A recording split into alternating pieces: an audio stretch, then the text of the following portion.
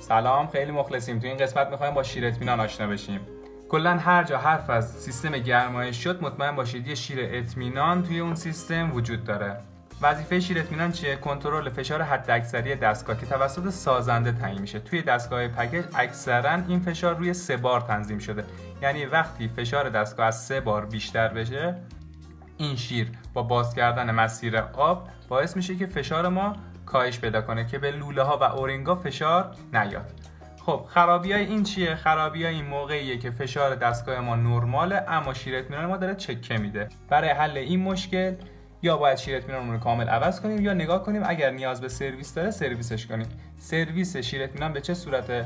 اول باید با ساختارش آشنا بشیم. ساختار شیر اطمینان به این صورته که یه بدنه اصلی داره، یه مغزی داره که فنر ما داخل این قرار گرفته، یه واشر آببند داره و یه لاستیک آببند. این لاستیک روی بدنه قرار میگیره و نمیذاره آب از دستگاه خارج بشه تا فشار 3 بار که این فنر جمع بشه.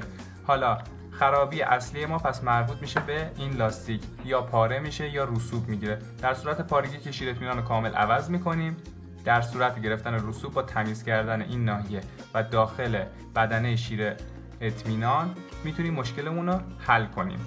واشر رو سر جاش میذاریم و اینو میبندیم. اگر بستیم روی دستگاه و مشکل حل نشده بود، ممکنه فنر ضعیف شده باشه. در این صورت باید شیر اطمینان به صورت کامل عوض بشه. خیلی ممنون که همراه ما بودید.